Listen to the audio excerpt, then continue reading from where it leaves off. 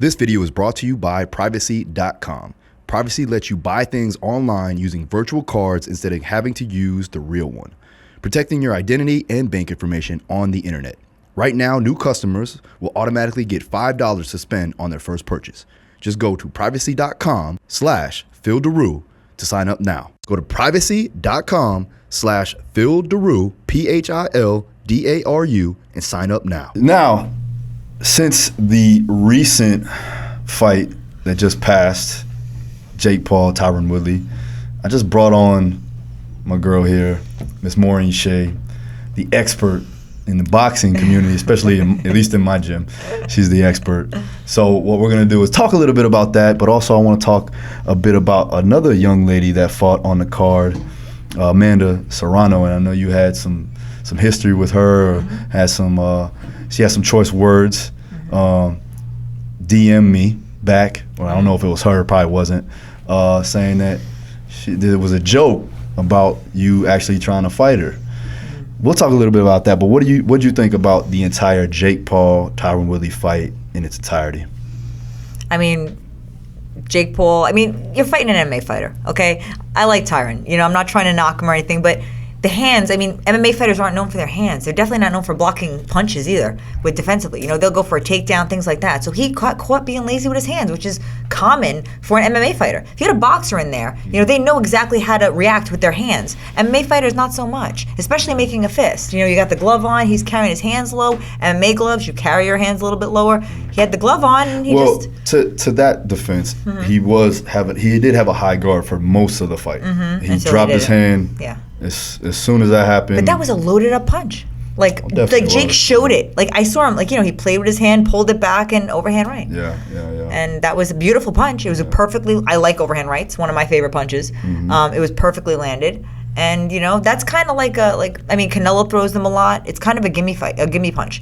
A lot of times that's going to land because most of the time fighters are playing with their hands, So it was a good shot, great shot, perfectly thrown. Hip was turned into it, which I like that too. Yeah. So it was a good punch. And, for the most part, the fight was not as entertaining up until it was entertaining. Yeah, and so, unfortunately, Tyron's my boy. I didn't want to see that happen. I was literally looking down at my phone, and then I looked up, and he was flat on his face. Yeah. So that was a little bit disheartening. For the MMA community, I guess you would say that. But MMA, he's been pretty removed from MMA for a while now. He took the fight on short notice too. To a degree, I think he was training for him before that. Anyways, it didn't matter. I'm impressed with Jake's ability to rise to the occasion. He's obviously grown up in kind of a spotlight now, being a YouTuber. A lot of people still believe that he is not a boxer, and you are one of them. So explain that for me. Well, no, it's not that I'm saying he's not a boxer. I just like to see him go up against a boxer. You got to see his opponents. Plus, Tyron's small. Go up against somebody that's got the boxing ability. I would have liked to have seen it against, Tommy Fury. I thought, okay, that's a little bit more equal. Is Tommy Fury a great fighter? No, you know what I mean? But I would like to see him go up against another up-and-coming boxer. Sure. That would be nice to see. So I thought that fight, I was really excited about that. And I admire Tyron for jumping in and stepping in and doing that. Of course, the money was nice too. But that would have been nice to see. So, I respected Jake Paul when I met him when we saw him sparring. And, I said he does calm really well. But basically, boxing is entertainment. A lot of it's entertaining. So when you get up in front of an audience, a lot of the times that's what's going to make or break the fight. If the fighter can keep that focused and not be dismayed by the crowd or be distracted by the crowd. So he's kind of used to that. So he's got... and he's got an upper hand with that. But that being said, when he was sparring, I was really impressed with how he handled the barrage or the fighters coming at him like a lunatic. But then again, he wasn't sparring boxers. He was sparring MMA fighters. So again, we're going to go back to that. Sparring partner that work with him. Privacy.com makes it super easy to manage your financial lives online while keeping your most important information secure. By generating virtual numbers, Privacy.com masks your bank account and information so you never have to worry about giving it out to people you do not know. Head to Privacy.com/PhilDaru and sign up for an account. New customers will automatically get $5 to spend on their first purchase. Go to Privacy.com/PhilDaru, PhilDaru, and sign up now. Nah, I thought he did spar a couple boxers though. They brought some guys in. Well, I didn't see that. I didn't see how he was with that. I didn't see that. I didn't know who the boxers were. So from what I've seen and what people have told me, he is treating this like a career. Oh, I'm sure he is. He's got his own camp. He's training now in Puerto Rico, I believe, away from everybody in Miami. Smart. So he has his own camp set up there, and he dedicates himself each and every day towards that. So I like that. The kid came out to YMCA, by the way, like YMCA. Yeah, he came out to that. So he was actually real calm.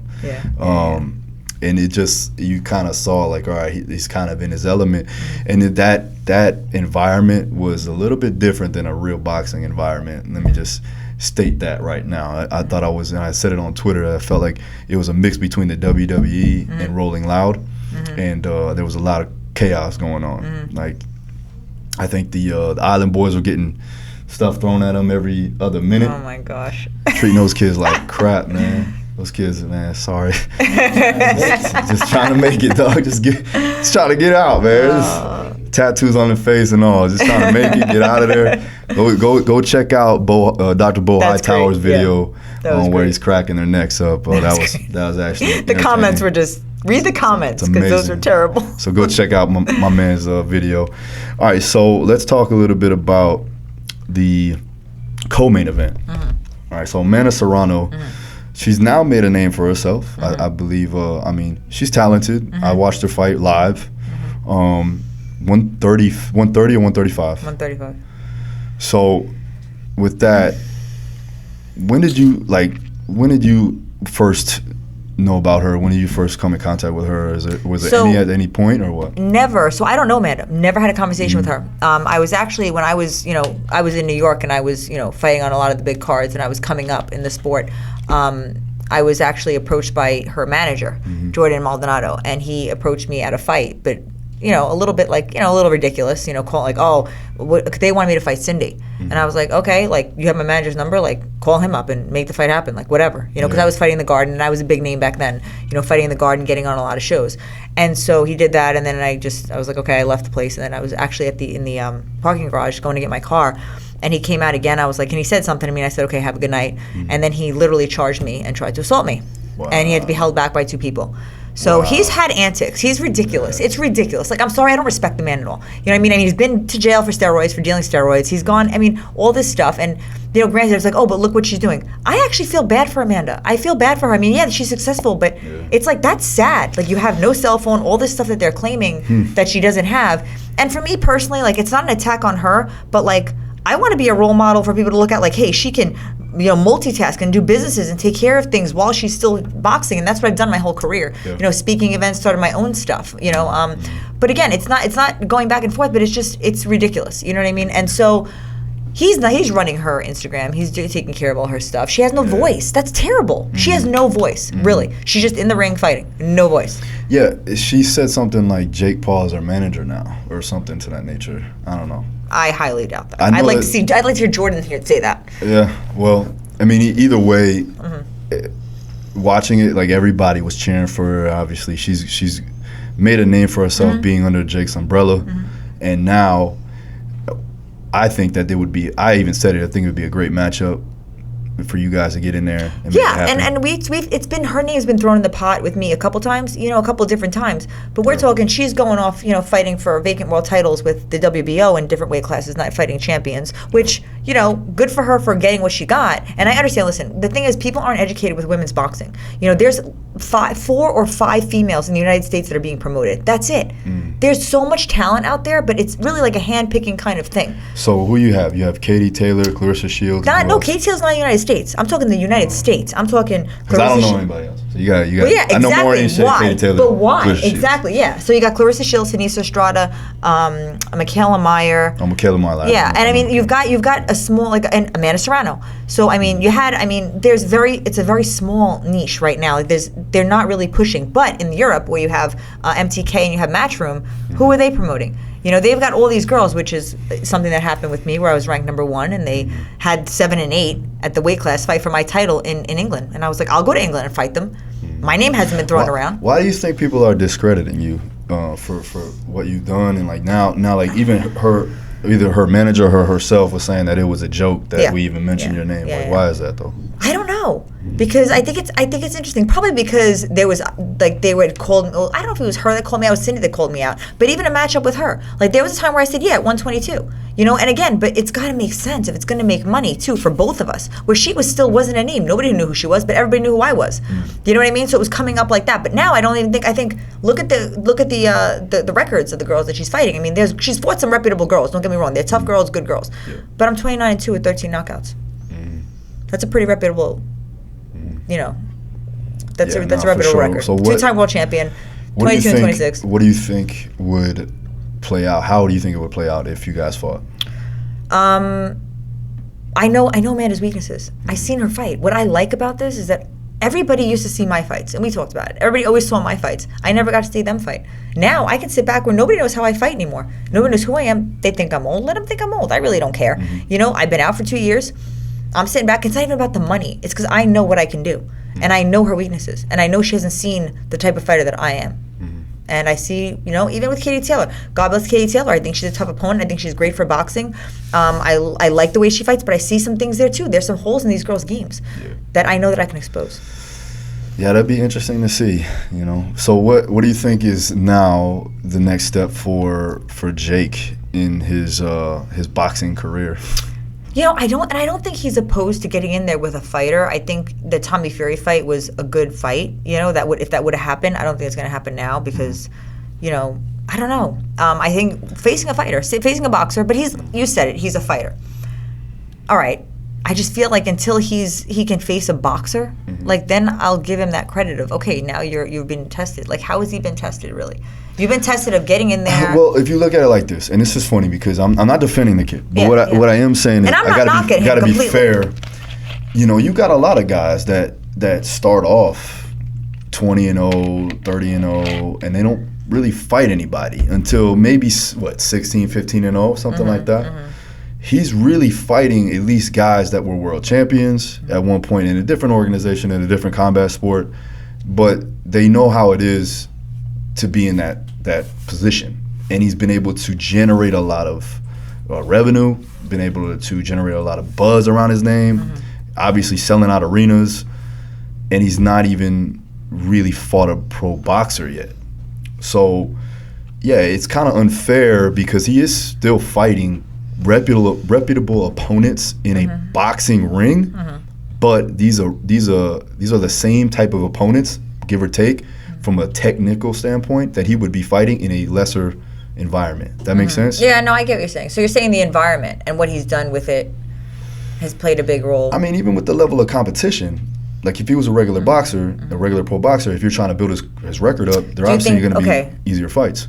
So you look at, say he wasn't a YouTuber, say you had just a boxer that was coming up and he was a legit boxer, he had some amateur experience, whatever. You think any of these fighters that fought Jake would have fought the real boxer? Any of the fighters that fought Jake would have fought the real boxer? Yeah, if Jake was a real boxer, he was a legit background, not a YouTube. Depends on the money, obviously. And that's what I'm saying, but regardless of the fact, I'm talking about how he's still able to win these fights, and he's knocked them out. There's been knockouts, legit knockouts. Listen, if you guys don't know, Tyron Woodley was a multiple world champion, knocking dudes unconscious as well, back in MMA. And what weight class was he doing that at? 170. Okay. 170. And what weight class did they fight at this fight? 178. Now, again, Tyron's smaller for sure. And I don't know if, what's his name was smaller too. Ben Askren. Ben Askren, yeah. Ben Askren's a little bit heavier. And then obviously but has absolutely no hands. Yeah, no, that was terrible. And just got kneed in the face by Masvidal for a knockout. Yeah, so you can the argument. You could definitely make the argument of him fighting smaller guys. But I'm saying as far as the level of competition, he'd probably be fighting the same level of competition if he was a regular boxer or whatever. I think people gotta discredit that because they've been watching him do dumb shit on YouTube for years. So. Either way, the kid's adopted the sport and is taking it serious. So, gotta give him that. Do I agree with some of the antics calling out, other fighters that have made it in the sport, especially like Canelo? That's a little. I would love to see that. That's Canelo crazy. would annihilate him. But I think he knows. Canelo wouldn't take it. He knows that he's not going to take it, Yeah, but of he's course. also causing that storm course. of media to happen. But you got to also think about, like you said, the kind of crowd that was there. It wasn't your boxing crowd. Those are casuals. Those aren't even casuals. They don't know anything about boxing. No, they know it nothing wasn't. about nothing. All they know is that they like this guy. It's his fans, but they're not educated in the sport at all. And like, talk to them about any. bad. If you ask them It's who, bad. oh, you know boxing? Oh, name 3 fighters. Yeah, it was bad. They may be able to name Mayweather. That's probably it. You know what I mean? It If was that. gonna be Mayweather, Canelo, and Triple G. That's the 3. Yeah. If I don't even think they know who Triple G was. Probably. Or maybe not even Canelo. Mayweather, just because Yeah. it's crazy because casuals watched Mayweather because of the big Sure. thing with Pacquiao and Mayweather. Okay. Well, we got a couple guys that have some choice words. I was looking on here, ESPN Ringside. They captured this like back and forth with Le'Veon Bell Oh yeah. and Tyron. And Le'Veon, as soon as the fight ended, everybody took to Twitter. But Le'Veon goes, "I'm tired of watching Jake Paul outbox people who don't even want to box. If he wants a boxing match, a real one, he'd fight me. Period. Stop fighting small dudes who can't box." Now, Le'Veon Bell, for you guys that don't know, he's like an NFL player. He plays football, right? What team he play for now? He get kicked out, right? He was a couple of different teams. He was on the Jets, I think, the last time. Yeah, so he's all That over don't the say place. much. He's all over the place. As a former Jet fan. So then Tyron goes, "'Cause I made one mistake you think is sweet. Don't get fucked up, homeboy." So But that was a stupid comment for him to make. Like, 100%. Like- So then he goes, "You made more than just one mistake. He just slept you for the last mistake you made." So what do you take on like? This is what happens. This is what happens when people think they have a voice because of people coming outside of the sport, going into the sport. Like I just saw Frank Gore fight another Oh, yeah. NBA player. yeah. Watching Frank Gore since I was a kid. Was like, that bad? How was it? It was terrible. Yeah. Like it was terrible. It That was was like- beyond terrible. And But casuals think that that's great. it was like watching what's it?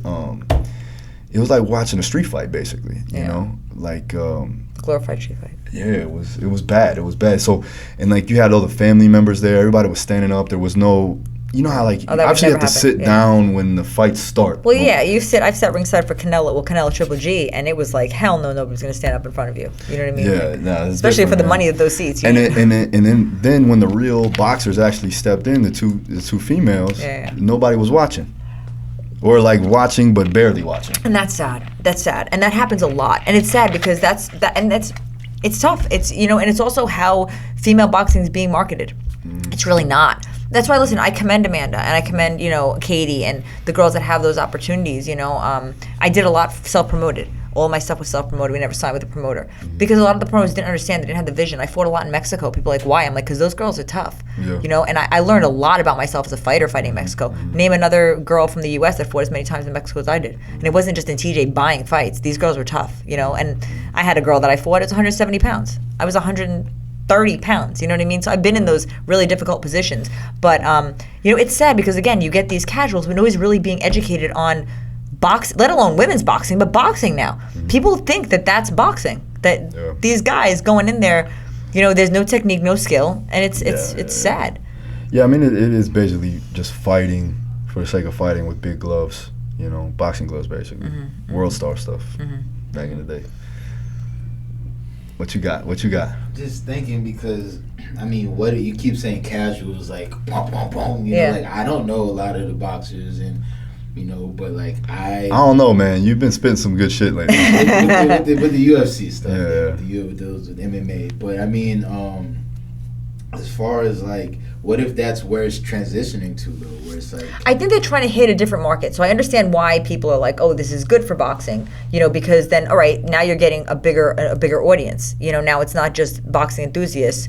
But I feel like sometimes, I think a big fight would be when Jake fights an actual boxer. I think then you're going to bring in the real, true boxing enthusiasts, and you're going to still have the casuals, and then it's going to be a bigger fight. Because, no real boxing enthusiasts, real boxing people are like, he's not fighting a boxer. He's fighting MMA, like MMA fighters. Like, sure, the MMA world is kind of like, hey, but the boxing world, it's different. And MMA and boxing, very separate. Their fans base, they're different. They're very different. I mean, man, I'm gonna tell you this though. MMA fans are definitely different, but those fans that I saw on Saturday night, that was a whole nother level of crazy. Yeah. You know, but I mean, listen. Either way, it was an interesting event to go to. There was some good fighters, you know, on the undercard, and there's some real legit fighters I actually was able to meet. And all due respect to them and to everybody else that was on the card that was actually there as a fighter that does it for a living and made it to like be the only thing that they focus on, you know. Now, not to shit talk or bash any other like anybody that's pursuing the possibility of trying to be a professional boxer. I know that a lot of boxers like yourself, and we work with a lot of them that come from, you know, since they've been boxing since they were 7, 8 years old. And to have a young kid come at 23, 24 and start a career and then make it and surpass those individuals, well, then you gotta kind of take a look at how you're using your platform, right? And marketing yourself appropriately. You've been able to jump over those people just like Conor was able to jump over those people because he was marketable. So with that, take it as a lesson learned where if you do have skill and you do make this thing, you know, you're living, like this is the only thing that you're focused on, you also have to take into account that you have to be sellable, like you have to be marketable in this world. This world is getting to the point where you have to be able to get on social and get people around you that are going to follow you to pay for, you know, pay for everything basically. You pay the tickets to watch the fights, pay the pay-per-view, whatever. But be marketable enough that you're able to promote the fight that people want to come see you fight. Yeah. I think that's probably like one of the biggest things, because I know for female boxing, I know it's hard to get promoters because promoters don't want to sell. They don't want to sell the females. They do the minimum that they have to do to sell females. You know, it's really up to the females to step up and do that, but they're getting paid crap too. The only way a female is really going to market themselves appropriately as a lady is, one, they have to be really good. They have to obviously know how to talk, which you do. They have to obviously articulate their words appropriately. And then they have to look good. So there's those 3 things or 4 things, whatever, that really dictate how, you know, a promoter's going to pick you up and actually try to put you on as a lead person in their industry or whatever the case. And then for that, you see girls now in the sport, it's coming together. Boxing, I don't know. Like boxing. The thing is that these girls are getting paid crap. Like I got offered a fight against a world champion for no belt for $7,000. Yeah. And I sat there and said, I know how marketable I am. I've done it already. And I'm sitting back going, are you ready, man? You know, people talk about the UFC and their payouts too as well. I think it's funny. I think the males get paid less in MMA. Yeah, more in boxing. The females get paid more than in MMA. Female boxers. Absolutely. 100%. Yeah. Yeah. It's crazy to see that. Because the females are marketed too, though. They're under an umbrella with the UFC or Bellator or Invicta or whoever they're under. Yeah. They're being marketed. If you don't sign with a promoter, I didn't sign with a promoter. I'm marketing. My marketing is up to me. Yeah, but neither did Jake Paul. You see what I mean? But he had a platform. Yeah, beforehand. But he made that platform. He made that. He wasn't anything, right? And it was only like 7 years ago. It wasn't that long ago. Maybe 10. I don't know. I don't follow a kid like that. But so you're telling other. I'm not saying you. I'm just saying. So it's not like so fighters are supposed to step out, and I just feel like that's why a lot of them are acting like idiots. Unfortunately, yeah. It's like they're acting like complete more because they lost me. Like because of the whole. Oh, Jake Paul's doing it. Look at Devin Haney. Look at those kids like Ryan Garcia. Right? They're good. They're not great. I mean, obviously now he has a couple belts, but you know they're more marketable. People know them. They know them more than your average or the guy that's like Tio. They don't know Tio like that. Like they know Ryan Garcia or Devin Haney. You know what I mean? But Tio's just as good, if not better. You know, the same age too. Yeah. So. Yeah. Right. That's where it goes to. It's like, all right, now do you understand how to market yourself? Do you understand how to get on social and put it together to where you can build your brand? Because building your brand is a whole nother side to the fight game, right? The fight business. And so if you can't do that, you're not gonna make it. You're not gonna be able to have the money and the freedom to do what you want to do and get those big fights and fight under the crowds that you think you should be fighting under. You see what I mean? No, I understand that. It was just different. It was different before. I mean, I fought under those big crowds. It was just different before.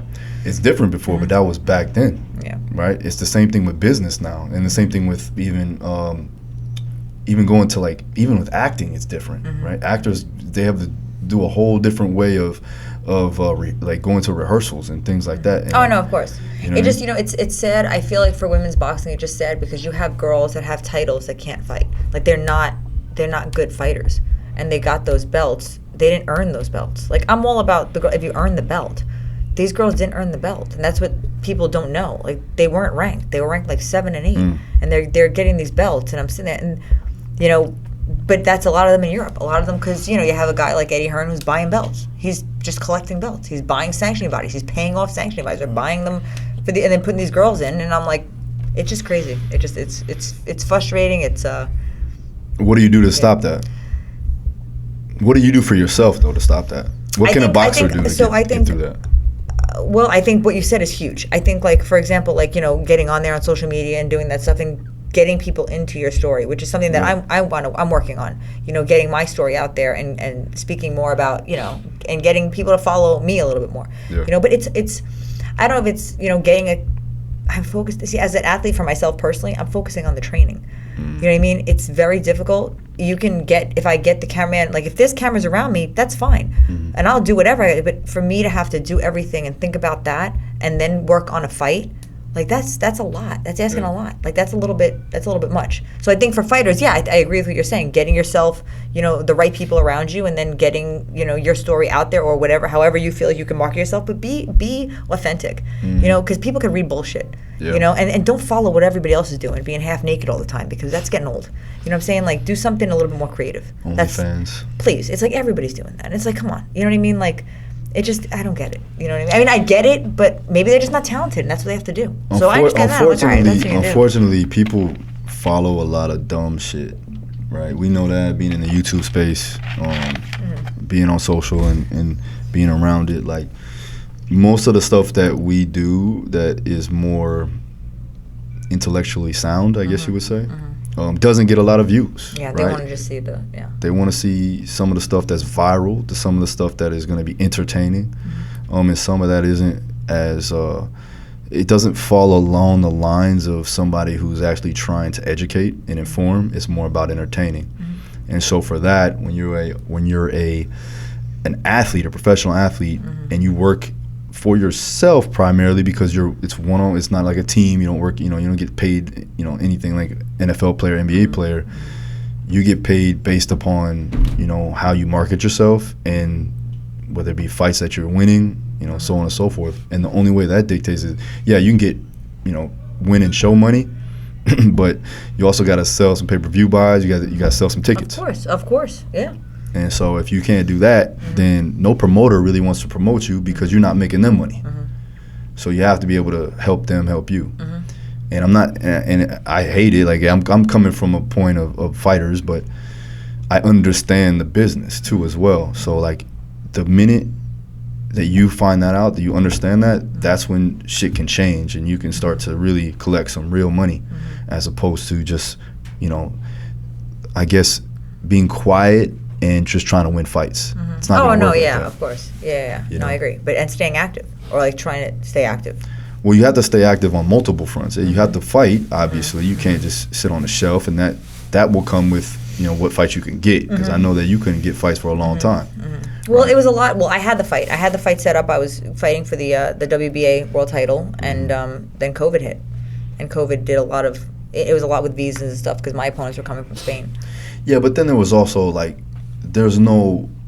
it's a lose-lose in a lot of females' eyes. Oh yeah, because that's why, like the girls that have the belts over in Europe now don't want to fight me because I'm older. Like the promoters see it as a threat. You know what I mean? Like, what's going to happen? What's the risk versus reward? Yeah. But it's unfortunate and it's sad for the boxing public, because they're not getting to see real skill and real ability. Because the girls again, like I respect them, but and I'd say like you're not at my level. Like it's not even about like, oh, dude, you have like 7 fights. Like that's impossible. I have over 30 fights. You know what I mean? Like, it's not possible without that experience to really be able to perform at that level, and that's why Amanda's she's doing great, but she's got what, almost 45 fights. That's experience, and she's fighting girls that have 14, 15 fights. I mean, some of them have a little bit more, but it's like, I get it. I get the experience makes a difference. Yeah, she's got over I think it's 40 fights now. Yeah, something like that. And watching her fight, like I saw some obviously there's some holes there. She's She is talented. Good boxer for sure. She did well that night. But watching you and watching her, it's totally different. My style. Nobody has my style of fighting. Yeah. And I know that. But the funny thing is that the girl that she fought, God bless her soul, she's tough as hell and everything, but doesn't move her head. Somebody posted the girl's face. I'm like, but she didn't move her head. Like, there's no defense. A lot of these girls don't have defense. Katie Taylor, love her to death, no defense. You know, the girl that she fought, no defense. I'm like, where is the defense? Everybody's just about throwing, fighting.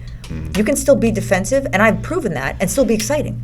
You know, you were at my last fight, you know, where I was defensive, I'm swinging on the ropes, I'm playing games and moving around, and, you know, I would do that with anybody, you know, because that's my style.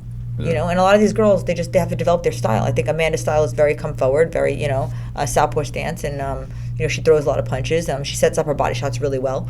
You know, I see there's a lot of good things that she does. I'm not discrediting her, but I see a lot of holes too. Yeah. You looking to exploit those holes? You know, I don't know. You know, I mean, listen, I'm not retired. I know people are talking about that. Oh, you're retired. You know, and with the experience that I have, the times that I've been out of the ring and back in, like I take care of my body. You know that. You know, everybody knows that. You know, my body needed a little bit of a break, but it wasn't like I'm not obese. I'm not big. I'm not far from my weight class, which is 122. You know, 126. I fought as high as 130. So I mean, I think that things can be set up too. She's gonna run out of opponents. She wants to fight for another 2 years. Who are you gonna fight? Yeah, she's lobbying for Katie Taylor right now. Of course, yeah, of course, and that makes sense. I get that. Okay, but so then what? Beat Katie? Then what? I think that's gonna be a great fight. I think that's gonna be a really, really good fight. I think there's holes. I think there's holes in everybody's game, and I think that she thinks she could beat Katie Taylor. Though. That's You'll it. beat Katie. You'll whoop Katie's Facts. ass. And That's what I said. I said you might as well just fight them both and call it a day. You know. But anyway, so like now, 130 or 135. Well, that's the thing. So, you know, that's where, you know, sitting down, I need to be like, you know, I fought at 130. I'm comfortable at 130. You know, if I had to come up to 130, that's where that's the highest probably that I'd come up. I think we can get you to 135. I think that you just got to pack on a little bit more muscle, but stay obviously mobile, keep your conditioning on point. It can be done. And I don't need you to cut as much weight either. So you can do 137, 136, and cut. Because you really don't need to cut it all, and you're not going to be the smaller girl. Like, you won't be as structurally smaller. Like, you obviously, you know, she's a little taller, I believe. And she's an inch taller than me. Yeah. So, I mean. I have the muscle. I have the strength. I just don't think she's ever been hit to the body like I go to the body. I think certain, you know. So, those are the holes that you see. Well, there's other things, but yeah, that's one of them. We'll talk about it, man. I think that's one of the holes. No, I'm not gonna talk about all the holes. I want to know all the holes. I'll tell you off camera. All right, you ain't gonna get all that, guys. We'll figure it out. But yeah, so that's what we're looking for. We're gonna go ahead and try to figure out, maybe do one. I don't think she needs it, but you know, one tune-up fight, I guess, and then go from there. Contact the Jake Paul promotions, I guess you would say, and see what's up. All right, but so yeah, one other thing. If you're looking to keep everything safe this holiday and buy some Christmas gifts, hopefully you already done that. But if not, I would use privacy. That's what I use to protect myself from fraud, protect myself from getting my shit hacked. Primarily, you know, privacy has definitely helped me have a little bit more. What's the word? Freedom. No. Comfort. I say comfort. Yeah. Comfort. Yeah, a little bit more comfort, right? Feel safe, like safety to know that my stuff is not going to get hacked, my stuff's not going to get taken from me, and I can utilize it everywhere. I use it for getting gas. I can use it for... Where do you get it, though? Where do you go? So you go to privacy.com, right? And do I have a discount code for that? Daru, /Daru. That's it. So /Daru. Privacy.com, trust me, if you do want to keep all of your information safe, you definitely want to utilize them. I do, and we do it consistently, especially with my drive, using my card for gas. Netflix, Amazon, you can do it. Yep, Netflix too as well. My daughter, you know, God bless her soul. She's definitely charging the card up. So we got to make sure that we keep it safe. So again, like I said, you can use it anywhere. I definitely agree, and I will co-sign on privacy. So what was the website again? Privacy.com. Use discount code Daru or /Daru. /Daru, yeah. There you go. Cool. And that's it. I definitely need a freaking tune-up fight before I fight one of them, though. Okay. Just one. And we're wrapping.